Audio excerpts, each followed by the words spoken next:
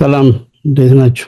የዛሬ መልእክቴ ለኡበር እና ታክሲ ድራይቨሮች፣ ታክሲ ሊዝ ለምትነዱ ወይንም ደግሞ በሰልፍ ኤምፕሎይድ የሆናችሁ የግል ስራ የምትሰሩ ሰዎች ማለት ነው።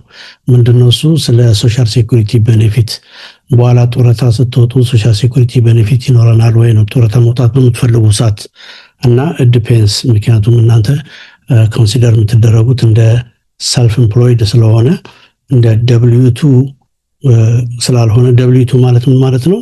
ለካምፓኒ ተቀጥረን ስንሰራ ለምሳሌ ከፔቼካችን ላይ ከደሞዛችን ላይ ካምፓኒው 7% እስከ ሜዲኬር ማለት ነው። ሜዲኬር እና ለሶሻል ሴኩሪቲ 7% ይቆረጥብናል ከፔቼካችን ከደሞዛችን። ካምፓኒው ደግሞ በእኛ ስም ወይንም ለኛ 7.65% ማስቀመጥ በገቨርንመንት ይገደዳል። ስለዚህ አንድ ላይ 15.3% ግማሹ ከራሳችን ፔቼክ ላይ ቆረጥና ግማሹ ደግሞ ከካምፓኒው ተቆርጦ አንድ ላይ 15.3% ይቀመጣል። ግን የግል ተቀጣሪ ኮንክ ወይንም ደግሞ ራስን ኤምፕሎይ ራስን ቀጣሪ ኮንክ ወይ ታክሲ ኡበር ለምትነዱ ሰዎች ግን ኮንሲደር የምትደረጉት ልክ እንደ ሰልፍ ኤምፕሎይድ ስለሆነ ኤክስፔክት የምትደረጉት ሶሻል ሴኩሪቲ 15% እናንተ ናችሁ የምትከፍሉት። 12.4% ፎር ሶሻል ሴኩሪቲ 2.9% ደግሞ ፎር ሜዲኬድ ማለት ነው። አንድ ላይ ቶታል 15.3% እናንተ ናችሁ የምትከፍሉት ማለት ነው ለሶሻል ሴኩሪቲ እና ለሜዲኬር ማለት ነው። ያ ለመቼ ነው የሚሆነው? ጡረታ መውጣት በምትፈልጉ ሰዓት ሶሻል ሴኩሪቲ ቤኔፊት ወይንም ደግሞ የሕክምና ኳሊፋይ የምትሆኑት በየአመቱ ታክስ ታሰሩ። ታክስ መጨረሻ ላይ ታክስ በምታሰሩ ሰዓት ኔት ፕሮፊት ካስመዘገባችሁ ነው። ኔት ፕሮፊት ካላስመዘገባችሁ ሶሻል ሴኩሪቲ ቤኔፊት አይኖራችሁም። በየአመቱ 4 ክሬዲት ማስመዝገብ አለባችሁ። approximately 10 years of work እና 40 ክሬዲት አኩሙሌት ወይንም ማስቀመጥ አለብን ማለት ነው። አይአርኤስ ወይንም ደግሞ ሶሻል ሴኩሪቲ ኦፊስ የሚያየው አመቱን ሙሉ ምን ያህል ሰራህ አይደለም፣ የፈለከውን ያህል ስራ፣ ግን በአመቱ መጨረሻ ላይ ከወጪ ቀሪ ይሄን ያህል ትርፍ አለ ፕሮፊት አለኝ ብለህ ስታስመዘግብ ያንን ፕሮፊት ነው የዛን ፕሮፊት 15.3% ለሶሻል ሴኩሪቲ መክፈል አለብህ ማለት ነው። ለሶሻል ሴኩሪቲ ቤኔፊት እንዲኖር የምትፈልግ ከሆነ በየአመቱ 4 ክሬዲት የግድ ማስቀመጥ አለበት። ክሬዲት አወርስ ለምሳሌ $1,890 ኔት ፕሮፊት አለኝ ብለህ ለዛ ታክስ ከከፈልክ 1 ክሬዲት ነው የምታገኘው። 3780 ካስመዘገብክ 2 ክሬዲት ነው የምታገኘው። 5607 3 ክሬዲት።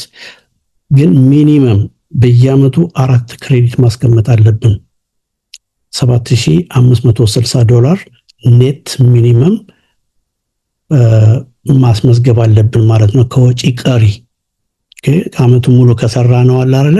ከዛ ላይ ትርፍ ቢያንስ 4 ክሬዲት ለማግኘት $7560 ፕሮፊት ማስመዝገብ አለብን። ለዛው ፕሮፊት ደግሞ ታክስ መክፈል አለብን ማለት ነው 15.3% ለሶሻል ሴኩሪቲ እና ለሜዲኬር። ፌደራልን አይጨምርም። ፌደራል ታክስ ለብቻው ነው ራሱን የቻለ ነው እና ይህንን ካላስመዘገብን ሶሻል ሴኩሪቲ ቤኔፊት አይኖረንም። አሁን ወቅቱ ታክስ የሚሰራበት ወቅት እንደመሆኑ ይህንን ኮንሲደር እንድታደርጉ ነው። እንግዲህ በኋላ ሶሻል ሴኩሪቲ አያስፈልገኝም ቤኔፊት አያስፈልገኝም። ምክንያቱም ይህንን ማስታወሳችሁ ለምንድን ነው? የሆነ ቴንደንሲ አለ ወይም የሆነ ትሬንድ አለ። ብዙ ሰዎች ብዙ ታክስ ያስቀንሳሉ። በቃ ያለውም የሌለውም ጨማምረው ታክስ ያስቀንሱና በአመቱ መጨረሻ ላይ ዜሮ ታክስ ነው የሚከፍሉት። ዜሮ ታክስ ከፈልክ ማለት ዜሮ ኢንሹራንስ ነው። ዜሮ ኢንሹራንስ ነው የሚኖር የሜዲኬር ማለት ነው የሕክምና እና ደግሞ ኖ ሶሻል ሴኩሪቲ ክሬዲት if you don't pay tax ወይንም ደግሞ ፋይል ካላረክ don't file taxes no social security credit no retirement benefit እሱ ነው የሚከፍልልን። አሁን ካላጠራቀምና አሁን ታክስ ካልከፈልን በኋላ ያንን ቤኔፊት አናገኝም ማለት ነው። ሌላ ደግሞ no survival benefit for your family ማለት ነው።